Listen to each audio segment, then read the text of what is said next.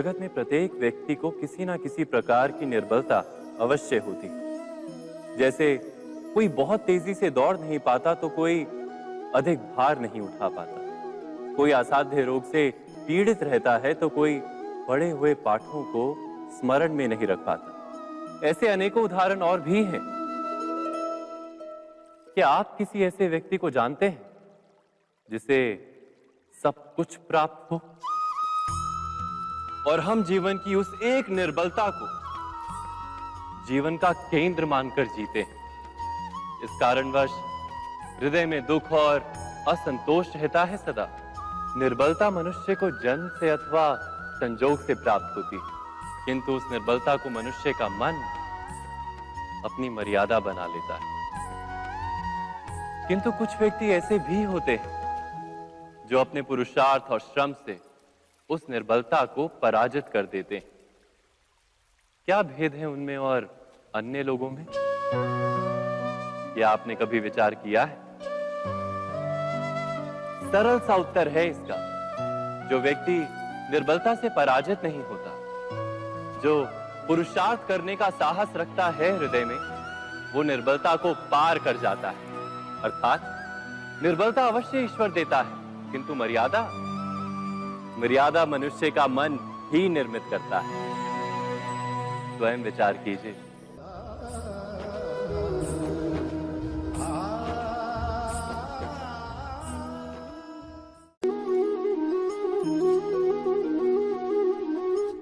भविष्य का दूसरा नाम है संघर्ष। हृदय में आज इच्छा होती है और यदि पूर्ण नहीं हो पाती तो हृदय भविष्य की योजना बनाता है। भविष्य में इच्छा पूर्ण होगी ऐसी कल्पना करता रहता है, किंतु जीवन ना तो भविष्य में है ना अतीत में। जीवन तो इस क्षण का नाम है, अर्थात इस क्षण का अनुभव ही जीवन का अनुभव। पर हम ये जानते हुए भी इतना सा सत्य समझ नहीं पाते। या तो हम बीते हुए समय के स्मरणों को घेर कर बैठे रहते हैं, या फिर आने वाले समय के लिए हम योजनाएं बनाते रहते हैं। और जीवन जीवन बीत जाता है। एक सत्य यदि हम हृदय में उतार लें कि ना हम भविष्य देख सकते हैं, ना ही भविष्य निर्मित कर सकते हैं, हम तो केवल धैर्य और साहस के साथ भविष्य को आलिंगन दे सकते हैं, स्वागत कर सकते हैं भविष्य का। तो क्या जीवन का हर पल जीवन से नहीं भर जाएगा? स्वयं विचार कीजिए।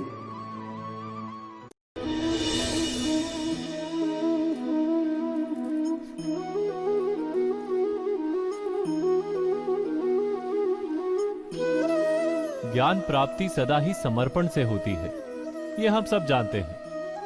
किंतु समर्पण का वास्तविक महत्व क्या है? क्या हमने कभी विचार किया? मनुष्य का मन सदा ही ज्ञान प्राप्ति में विभिन्न बाधाओं को उत्पन्न करता है। कभी किसी अन्य विद्यार्थी से ईर्ष्या हो जाती है, कभी पढ़ाए हुए पाठों पर संदेह जन्मता है, और कभी गुरु द्वारा दिया गया दंड मन को अहंकार से भर देता है। नहीं, क्या ऐसा नहीं होता? न जाने कैसे कैसे विचार मन को भटकाते हैं, और मन की इसी अयोग्य स्थिति के कारण हम ज्ञान प्राप्त नहीं कर पाते। मन की योग्य स्थिति केवल समर्पण से निर्मित होती है। समर्पण मनुष्य के अहंकार का नाश करता है। ईर्ष्या, महत्वाकांक्षा आदि भावनाओं को दूर कर हृदय को शांत करता है और मन को एकाग्र करता है।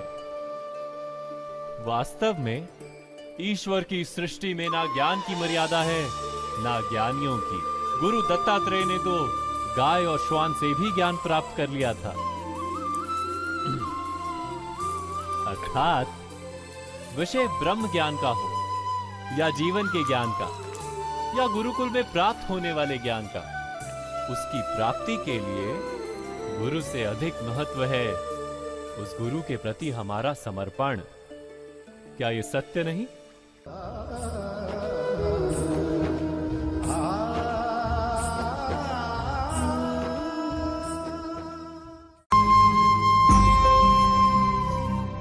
प्रत्येक मनुष्य के जीवन में ऐसा क्षण अवश्य आता है जब सारे स्वप्न, सारी आशाएं, सारे दृश्य ध्वस्त हो जाते हैं। जीवन के सारे आयोजन ही बिखर जाते हैं। एक और धर्म होता है और दूसरी ओर सुख। इसी को धर्म संकट कहते हैं। जब धर्म का वहन ही संकट हो और धर्म का त्याग ही सुख हो। विचार कीजिए, कभी किसी स्वजन के विरुद्ध सत्य बोलने का अवसर प्राप्त हो जाता है, कभी ठीक दरिद्रता के समय सरलता से चोरी करने का मार्ग प्राप्त हो जाता है, कभी किसी शक्तिशाली राजनेता या राजा के कर्मचारी का अधर्म प्रकट हो जाता है। सबके जीवन में ऐसी घटना बनती ही रहती है। अधिकतर लोग ऐसे किसी क्षण को धर्म संकट के रूप में जान ही नहीं पाते। हमें किसी प्रकार के संघर्ष का अनुभव ही नहीं होता। सहजता से सुख की ओर खींचे चले जाते हैं, जैसे मक्खी गुड़ की ओर खींची चली जाती। वास्तव में धर्म संकट का क्षण ईश्वर के निकट जाने का क्षण होता है। यदि हम संघर्षों से भयभीत ना हो, सुख की ओर आकर्षित ना हो, अपने धर्म पर दृढ़ रहे, तो ईश्वर का साक्षात्कार दूर नहीं।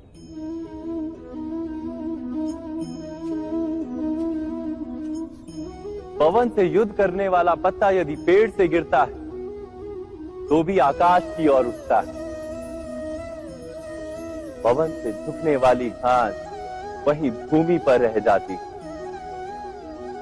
अर्थात धर्म संकट से यदि हम संकट को ही टाल दें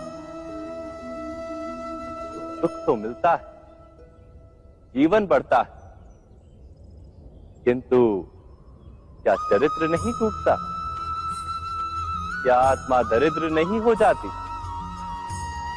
क्या ईश्वर से अंतर नहीं हो जाता? स्वयं विचार कीजिए। दो व्यक्ति जब निकट आते हैं तो एक दूसरे के लिए सीमाएं और मर्यादाएं निर्मित करने का प्रयत्न अवश्य करते हैं। हम यदि सारे संबंधों पर विचार करें तो देखेंगे कि इन सारे संबंधों का आधार यही सीमाएं हैं जो हम दूसरों के लिए निर्मित करते हैं। और यदि अनजाने में भी कोई अन्य व्यक्ति इन सीमाओं को तोड़ता है तो उसी क्षण हमारा हृदय क्रोध से भर जाता है। इन सीमाओं का वास्तविक रूप क्या है? क्या हमने कभी विचार किया? सीमाओं के द्वारा हम दूसरे व्यक्ति को निर्णय करने की अनुमति नहीं देते। अपना निर्णय उस व्यक्ति पर थोपते हैं, अर्थात किसी की स्वतंत्रता का अस्वीकार करते हैं। और जब स्वतंत्रता का अस्वीकार किया जाता है तो उसका हृदय दुख से भर जाता है। और जब वो सीमाओं को तोड़ता है तो हमारा हृदय क्रोध से भर जाता है। क्या ऐसा नहीं होता?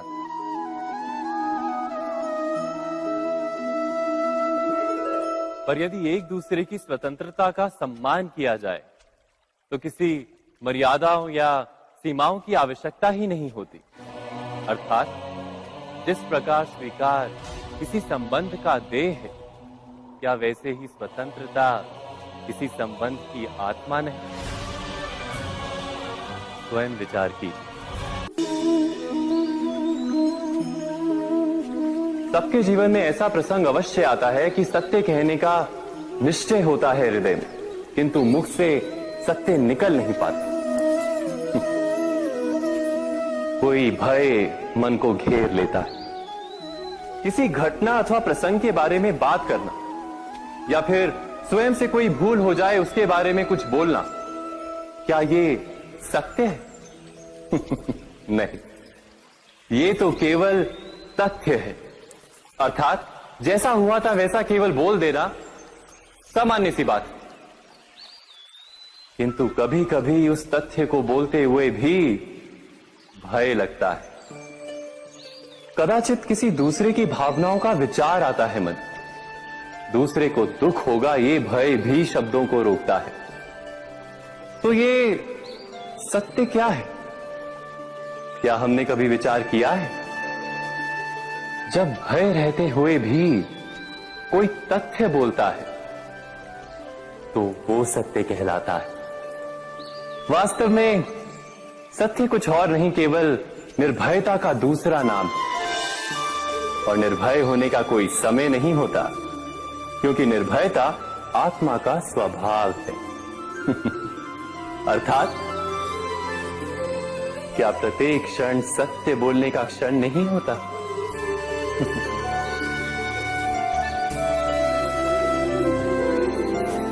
स्वयं विचार कीजिए।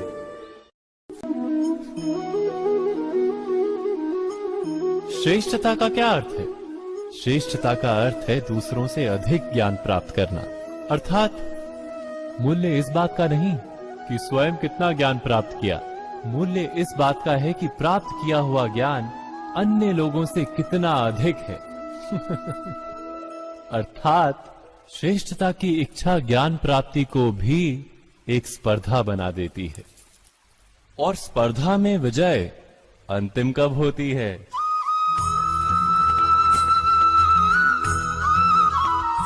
कुछ समय के लिए तो श्रेष्ठ बना जा सकता है, किंतु सदा के लिए कोई श्रेष्ठ नहीं रह पाता। फिर वही असंतोष, पीड़ा और संघर्ष जन्म लेता है। किंतु श्रेष्ठ बनने के बदले यदि उत्तम बनने का प्रयत्न करें तो क्या होगा? उत्तम का अर्थ है कि जितना प्राप्त करने योग्य है वो सब प्राप्त करना, किसी से अधिक पाने की इच्छा से नहीं, मात्र आत्मा की तृप्ति हेतु कुछ प्राप्त करना। उत्तम के मार्ग पर किसी अन्य से स्पर्धा नहीं होती, स्वयं अपने आप से स्पर्धा होती है। अर्थात उत्तम बनने का प्रयत्न करने वाले को देर अबेर सारा ज्ञान प्राप्त हो जाता है। बिना प्रयत्न के ही वो श्रेष्ठ बन जाता है। किंतु जो श्रेष्ठ बनने का प्रयत्न करता है वो श्रेष्ठ बने या ना बने, उत्तम कभी नहीं बन पाता।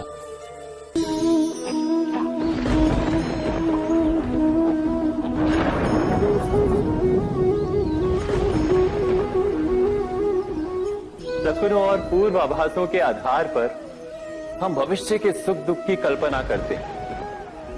भविष्य के दुख का कारण दूर करने के लिए हम आज योजना बनाते हैं। किंतु कल के संकट को आज निर्मूल करने से हमें लाभ मिलता है या हानि पहुंचती है? ये प्रश्न हम कभी नहीं करते।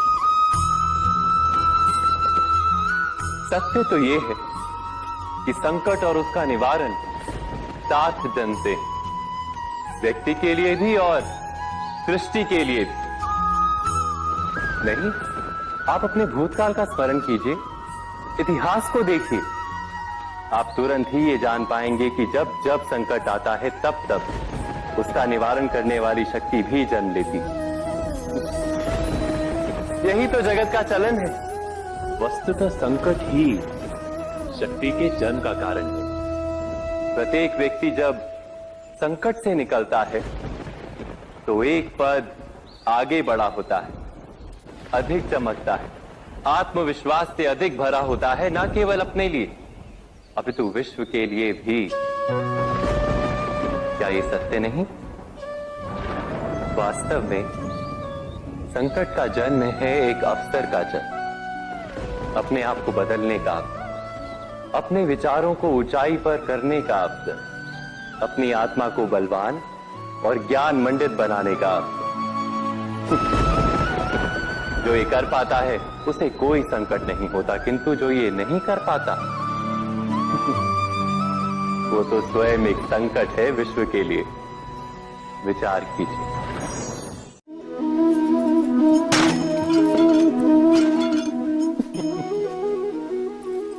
कभी कभी कोई घटना मनुष्य के जीवन की सारी योजनाओं को तोड़ देती और मनुष्य उस आघात को अपने जीवन का केंद्र मान लेता।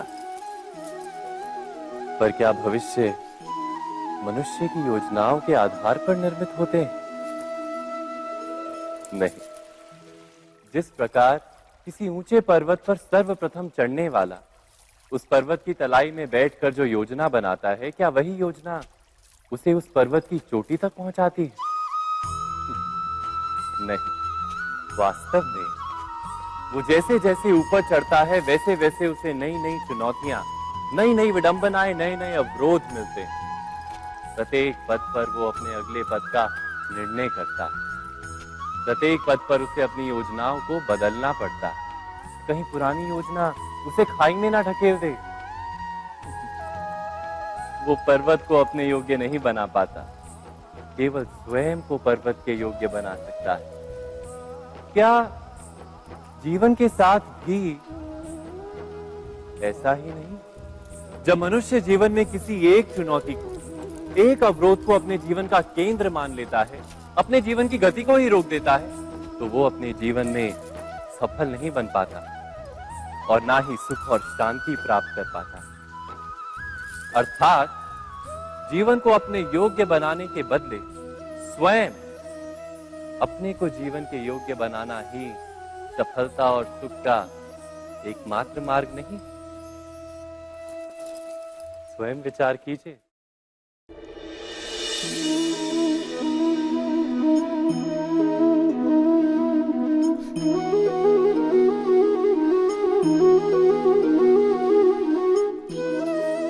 जीवन का हर क्षण निर्णय का क्षण होता है। प्रत्येक पद पर दूसरे पद के विषय में कोई निर्णय करना ही पड़ता है और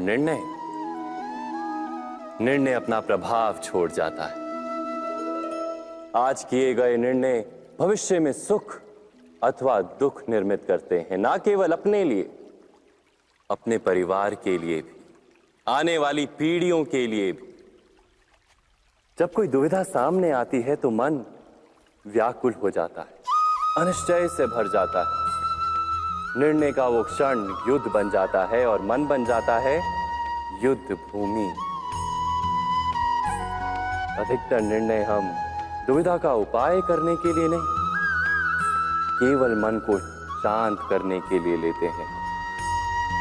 पर क्या कोई दौड़ते हुए भोजन कर सकता है? नहीं। तो क्या युद्ध से जूझता हुआ मन कोई योग्य निर्णय ले पाएगा? वास्तव में शांत मन से जब कोई निर्णय करता है तो अपने लिए सुखद भविष्य बनाता है, किंतु अपने मन को शांत करने के लिए जब कोई निर्णय करता है तो वो व्यक्ति भविष्य में अपने लिए कांटों भरा वृक्ष लगाता है। स्वयं विचार कीजिएगा।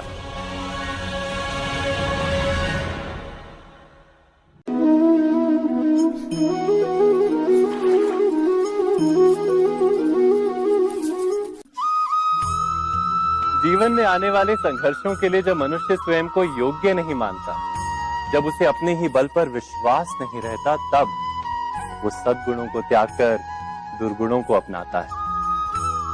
वस्तुतः मनुष्य के जीवन में दुर्जनता जन्म ही तब लेती है जब उसके अंतर में आत्मविश्वास नहीं होता। आत्मविश्वास ही अच्छाई को धारण करता है। ये आत्मविश्वास है क्या?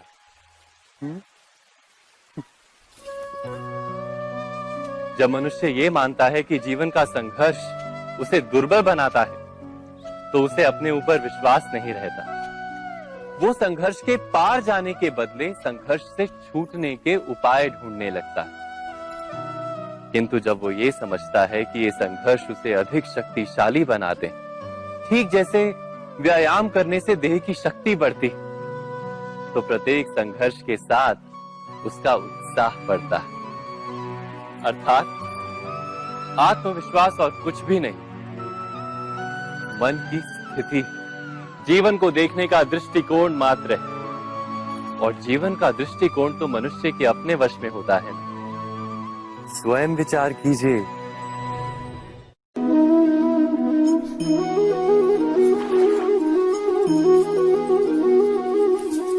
पिता सदा ही अपने संतान के सुख की कामना करते हैं, उनके भविष्य की चिंता करते रहते हैं।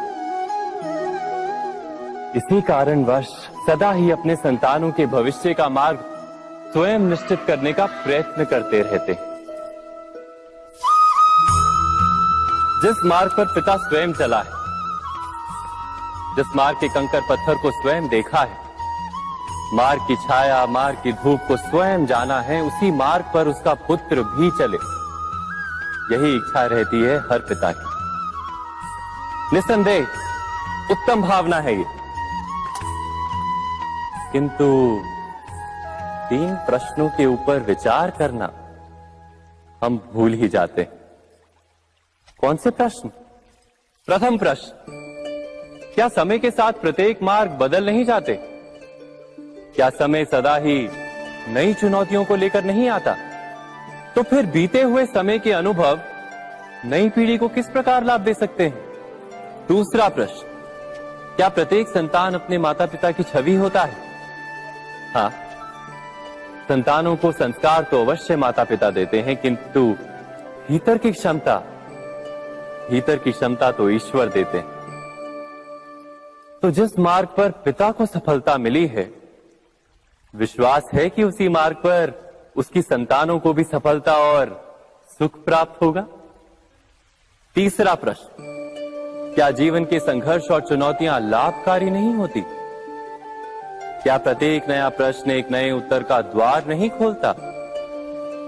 तो फिर संतानों को नए नए प्रश्नों, संघर्षों और चुनौतियों से दूर रखना, ये उनके लिए लाभ करना कहलाएगा या हानि पहुंचाना? अर्थात जिस प्रकार संतान के भविष्य का निर्माण करने के बदले उसके चरित्र का निर्माण करना श्रेष्ठ है, वैसे ही संतानों के जीवन का मार्ग निश्चित करने के बदले उन्हें नए संघर्षों के साथ जूझने के लिए मनोबल व ज्ञान देना अधिक लाभदायक नहीं होगा? स्वयं विचार कीजिए। मनुष्य की सबसे बड़ी दुर्बलता क्या होती है? सोचिए। धन, प्रेम, अहंकार। मनुष्य की सबसे बड़ी दुर्बलता होती है उसके रहस्य। चाहे आप कितने भी शक्तिशाली क्यों ना हो, कितने भी प्रबल क्यों ना हो, परंतु उसके रहस्य उसके नाश की चाबी होती है। इसलिए यदि प्रबल रहना है, शक्तिशाली रहना है, समर्थ रहना है, तो अपने रहस्य को किसी को भी ना बताएं, ना मित्र को और ना ही शत्रु को, क्योंकि समय पड़ने पर कब कौन शत्रु हो जाए ऐसा कहना संभव नहीं। विभीषण को रावण के अमृत कुंड का ज्ञात था, इसीलिए प्रभु श्री राम रावण का वध करने में सफल हो सके। इसलिए उचित यही है कि आप अपने रहस्य को स्वयं तक ही सीमित रखें। मनुष्य जीवन की परीक्षा में सफल होने के लिए क्या नहीं करता? वो परिश्रम करता है, दौड़ भाग करता है, और ये सब करने के पश्चात भी जब उसका काम नहीं बनता तो वो नकल करता है ना? तनिक लौटिए अपने बचपन में, स्मरण कीजिए अपने बचपन की स्मृतियों का। क्या स्मरण हुआ? विद्यालय में जब आप परीक्षा देने जाते थे तो क्या होता था? आप ना सही, परंतु कोई ना कोई सफलता पाने के लिए नकल करता ही था और उत्तीर्ण भी हो जाता था, है ना? परंतु जीवन की परीक्षा ऐसी नहीं होती। नकल करने वाला सफल नहीं होता। कारण विद्यालय में सबके प्रश्न पत्र एक होते थे, परंतु जीवन के प्रश्न पत्र और उनकी कठिनाई सबके लिए भिन्न होती। तो निश्चित रूप से उनके उत्तर भी भिन्न होंगे ना। इसलिए यदि आपको जीवन में सफलता पानी है तो नकल ना कीजिए, स्वयं के प्रश्नों का उत्तर स्वयं ढूंढिए और सफलता आपकी ही होगी। मनुष्य का जीवन हार और जीत विजय और पराजय, सफलता और असफलता के मध्य झूलता रहता है। आपके साथ भी ऐसा होता होगा, है ना? जब आप सफल होते हैं, किसी चुनौती पर विजय पाते हैं, तो मन प्रसन्नता से आनंद के उपवन में झूमने लगता है। और जब आप असफल होते हैं, तब मन दुख और पीड़ा के सागर में डूबने लगता है। परंतु वास्तव में सफलता और असफलता है क्या? तनिक ध्यान से सोचिए। ये केवल हमारी मनोस्थिति मात्र है। हमारी पराजय तब नहीं होती जब हमारा शत्रु विजय प्राप्त कर ले। हमारी पराजय तब होती है जब हम पराजय स्वीकार कर लें। हम असफल तब नहीं होते जब हम लक्ष्य ना पा सके। हम असफल तब होते हैं जब हम प्रयास करना बंद कर दें। इसलिए प्रयास करते रहें और हार ना माने, क्योंकि जिस दिन आप हार स्वीकारना बंद कर देंगे, जीत आपके चरणों में होगी।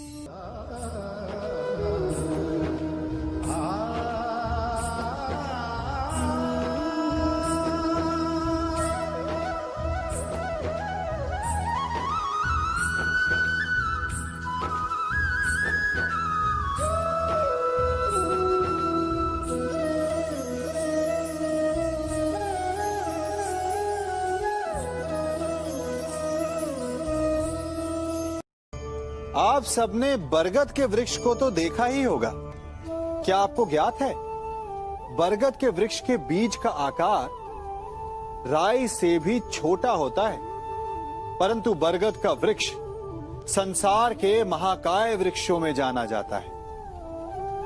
जब उसका जन्म होता है, तब उसमें वो जटाएं, वो शाखाएं नहीं होती, परंतु जैसे जैसे उसका विस्तार होता है, जैसे जैसे वो अधिक शाखाओं का भार उठाता है, अधिक पत्तियों का सृजन करता है, वैसे वैसे उसकी शाखाएं जटाएं बनकर जड़ तक पहुंचती है और इस वृक्ष को सहारा देती है। ये जीवन का बहुत महत्वपूर्ण पथ है। बिना लोभ लालच शुभ कार्य करें, अन्य लोगों की सहायता करें। धीरे धीरे आपने जिनकी सहायता की, वो आपके सहायक बनते जाएंगे, आपकी जड़ों को और बलशाली बनाएंगे, आयु, मान और आकार बढ़ाएंगे।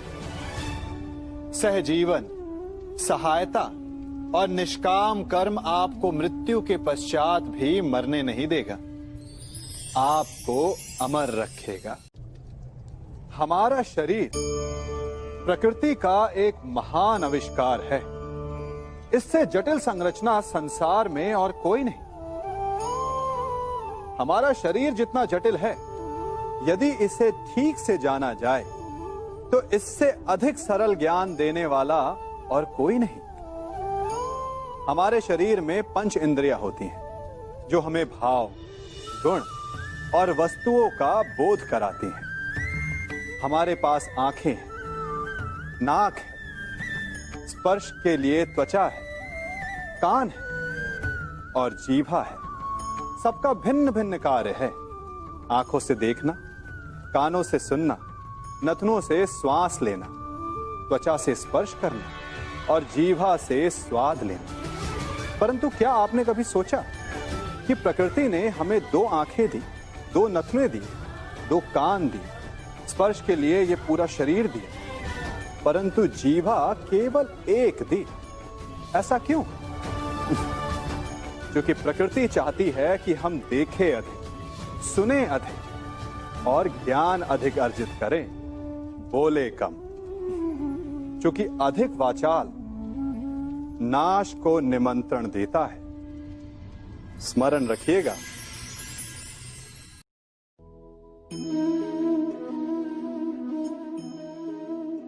ये सदा यही कहते आए कि यदि आगे बढ़ना है तो अपनों का साथ दो।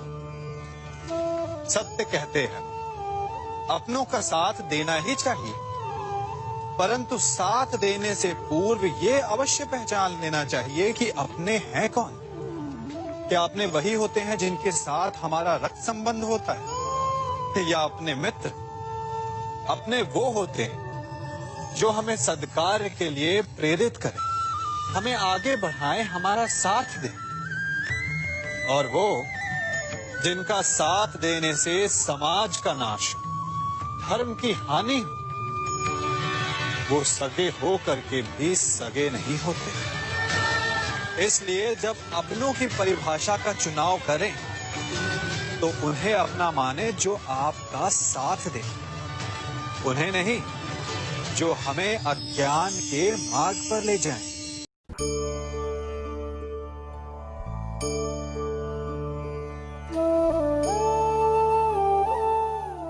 आप जिनसे प्रेम करते हैं सदा उनके समीप रहना चाहते हैं, नहीं चाहते कि कभी अपनों से दूर होना पड़े, बिछड़ना पड़े। परंतु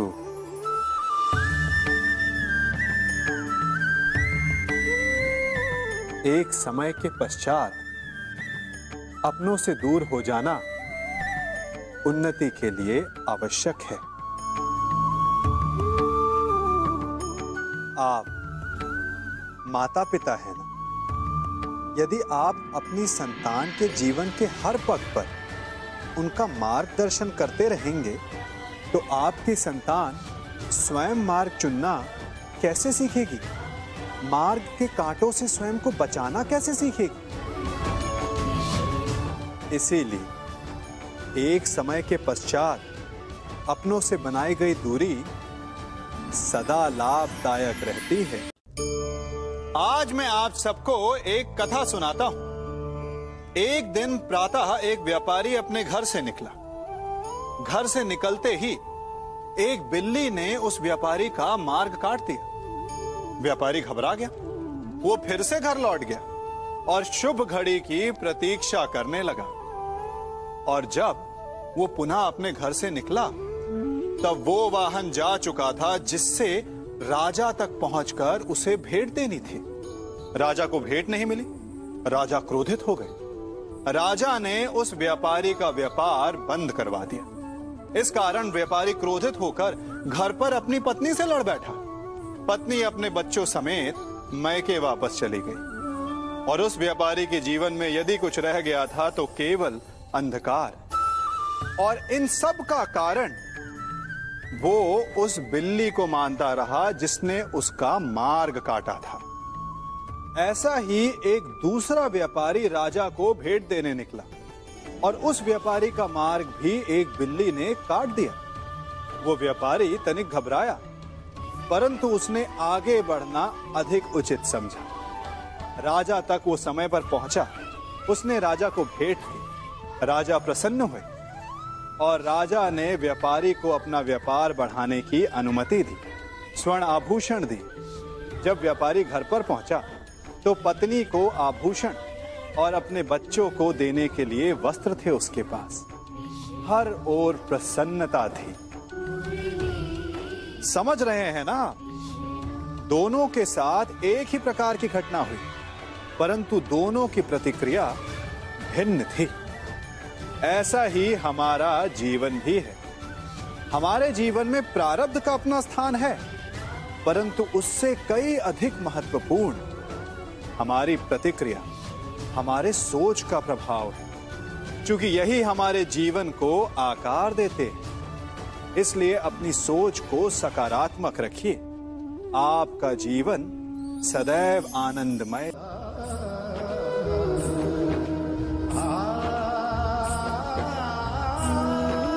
हम सभी अपने जीवन में कोई ना कोई कार्य करते हैं।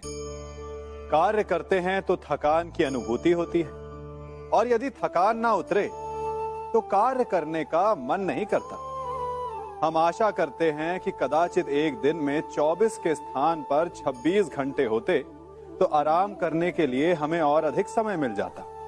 हमें ऐसा अनुभव होता है कि हम बहुत अधिक कार्य कर रहे हैं, है ना? परंतु क्या आपने कभी सोचा है कि जो लोग संसार में सफल हैं, उनके पास भी सफल होने के लिए दिन में केवल 24 घंटे थे। तो फिर वो सफल क्यों है? इसका एक छोटा सा रहस्य है।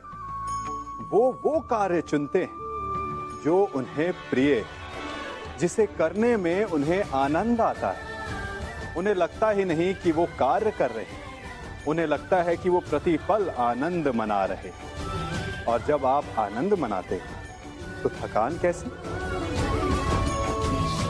इसलिए यदि आप जीवन में कोई भी कार्य करें तो वो आपके मन को भाना चाहिए, या जो कार्य आप कर रहे हैं उसे अपने मन को भा देने दो। सफलता आपको मिलेगी। कभी सोचा है हमारा जीवन भी उस रेत की घड़ी की भांति है? जो रेत नीचे गिर चुकी है वो हमारा अतीत है, जो अब भी ऊपर है वो हमारा आने वाला भविष्य है, और वर्तमान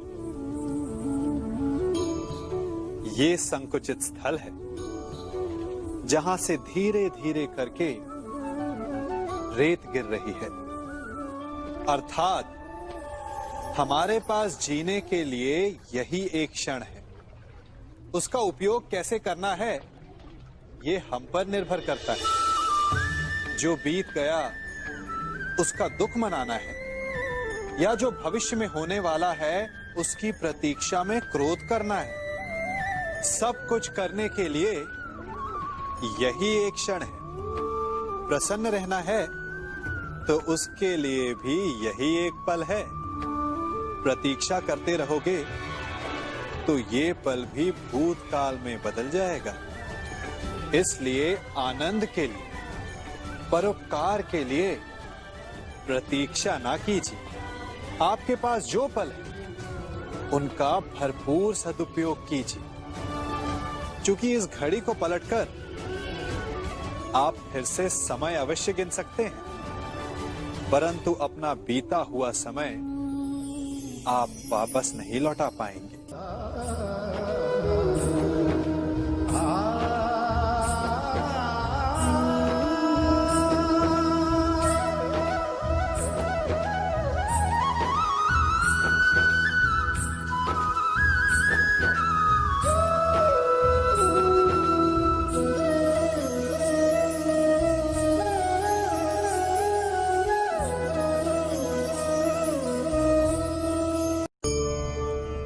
मनुष्य भी बड़ा विचित्र प्राणी है। अपनों से नीचे के स्तर के लोगों को वो हे दृष्टि से देखता है, उनका उपहास उड़ाता है, उनसे बार बार कहता है कि तुम्हारा कुछ नहीं हो सकता, तुम भविष्य में कुछ नहीं कर पाओगे। जब मनुष्य के पास धन, संपत्ति, मान होता है तो वो दूसरों का आदर नहीं करता, परंतु वो एक बात भूल जाता है कि उससे भी अधिक शक्तिशाली कोई अस्तित्व में है, और वो है समय। काल। काल अपना चक्र कब बदलेगा ये कोई नहीं जानता। समय अपनी करवट कब लेगा ये कोई नहीं जानता। कोयला भी समय के साथ साथ हीरे में परिवर्तित हो जाता है। इसलिए जीवन में कभी भी किसी का भी उपहास नहीं उड़ाना चाहिए।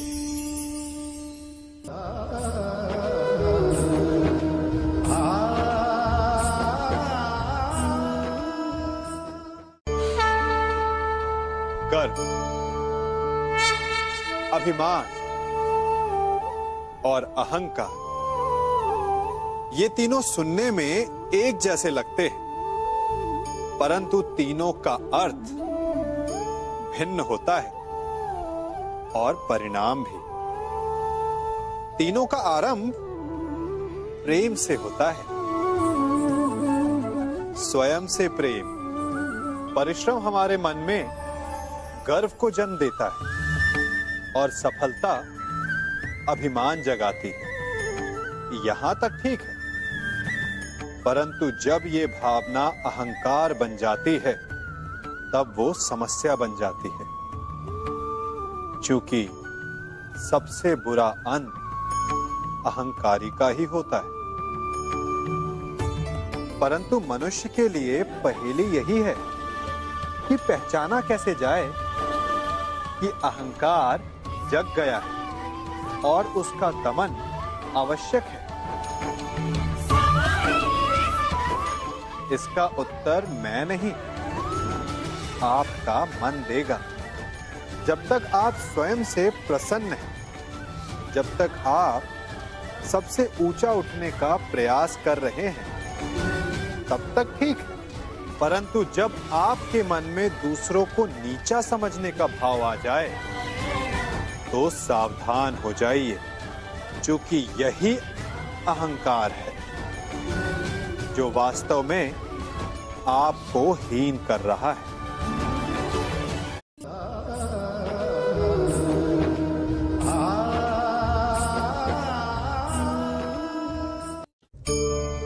आज मैं आप सबको एक कहानी सुनाता हूं। एक दिन गोकुल में दो व्यापारी आए।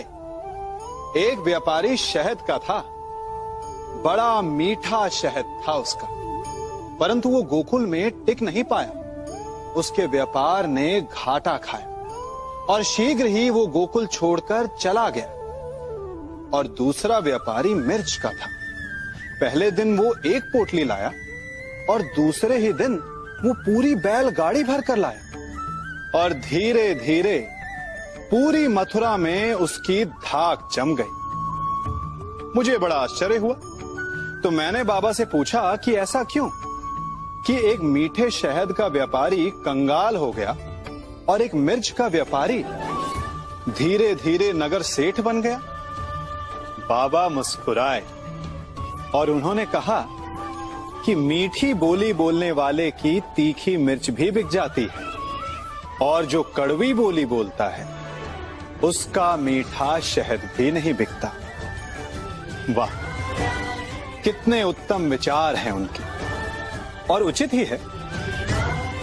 मनुष्य अपने जीवन में सदैव अपने वचनों से उठता है और अपने वचनों से ही गिरता है। इसलिए अपने जीवन में सदैव मीठी बोली बोलने का प्रयास कीजिए, आपका जीवन सरल हो जाएगा। मनुष्य की सबसे बड़ी दुर्बलता क्या होती है? सोचिए। धन, प्रेम, अहंकार। मनुष्य की सबसे बड़ी दुर्बलता होती है उसके रहस्य। चाहे आप कितने भी शक्तिशाली क्यों ना हो, कितने भी प्रबल क्यों ना हो, परंतु उसके रहस्य उसके नाश की चाबी होती है। इसलिए यदि प्रबल रहना है, शक्तिशाली रहना है, समर्थ रहना है, तो अपने रहस्य को किसी को भी ना बताएं, ना मित्र को और ना ही शत्रु को, क्योंकि समय पड़ने पर कब कौन शत्रु हो जाए ऐसा कहना संभव नहीं।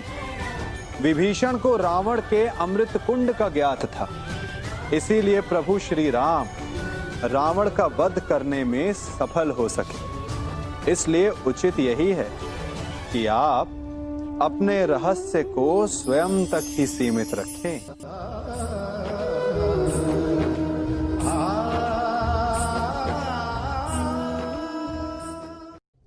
युवा अवस्था भी हमारे जीवन का कितना सुंदर काल होता है ना। बाहु में बल, मन में कुछ बड़ा कर जाने की चाह, आंखों में भविष्य के सुंदर और कोमल सपने। और इसी अवस्था में मनुष्य के भीतर पनपता है प्रेम। किसी को देखकर उस पर मन मोहित हो जाता है और फिर मनुष्य अपना सब कुछ उस पर न्यौछावर कर देना चाहता है। फिर प्रेम की परिणति होती है विवाह में। क्यों? सबको अपने खट्टे मीठे संस्मरण स्मरण हुआ है ना। परंतु यहीं से अधिकतर माता पिता और संतान के मध्य विचारों का विरोध प्रारंभ हो जाता है। संतान को लगता है कि उसका चुना जीवन साथी ही उसके लिए उपयुक्त है, और माता पिता को लगता है कि संतान अनजाने में भूल कर रही है। संतान का तर्क होता है कि उसे विवाह किससे करना है, ये उसका अधिकार है, और माता पिता का तर्क ये होता है कि अब भी जीवन साथी चुनने की समझ संतान में है ही नहीं। तो इस अवरोध को काटा कैसे जाए, उचित निर्णय कैसे लिया जाए?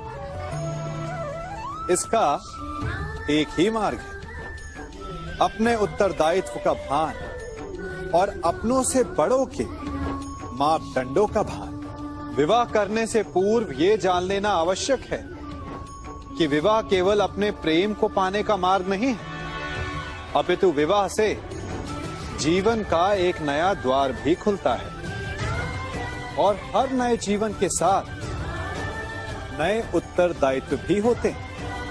और यदि इन उत्तरदायित्वों को समझकर निर्णय लिया जाए तो विश्वास कीजिए, आपका दाम्पत्य जीवन आनंद से भरा रहेगा, और आपको कभी ये पछतावा नहीं होगा कि आपने कोई अनुचित निर्णय लिया।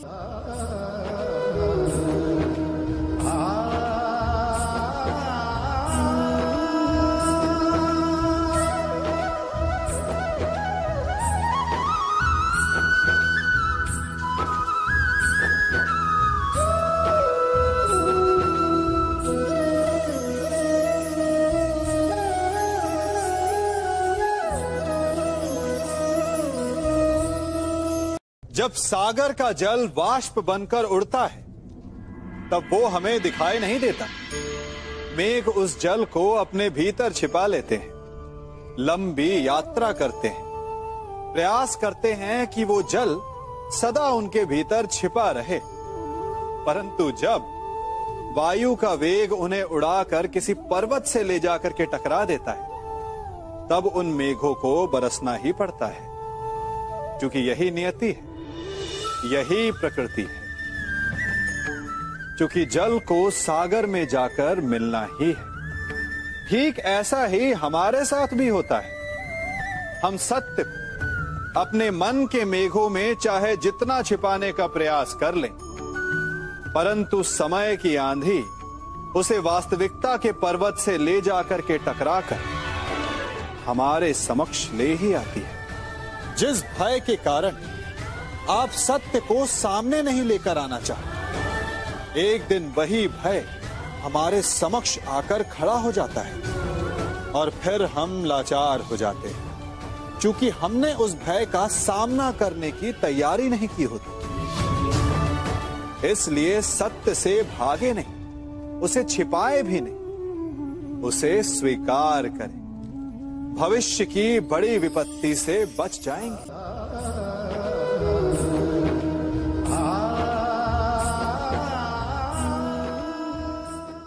कभी कभी आप सबके जीवन में एक ऐसी विचित्र समस्या अवश्य आती है कि शक्तिशाली के समक्ष मौन हो जाए।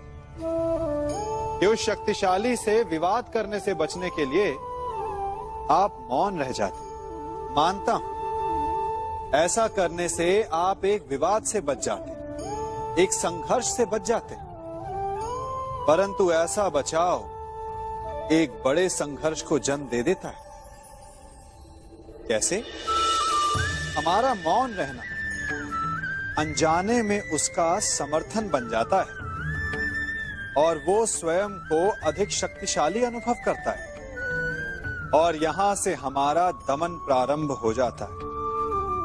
एक के बाद एक हम अन्याय में अनचाहे रूप से सम्मिलित होते चले जाते हैं। तो इसका तोड़ क्या है? ये समझने के लिए ये जानना आवश्यक है कि ऐसी कौन सी बात है जो आपको विरोध करने से रोकती है।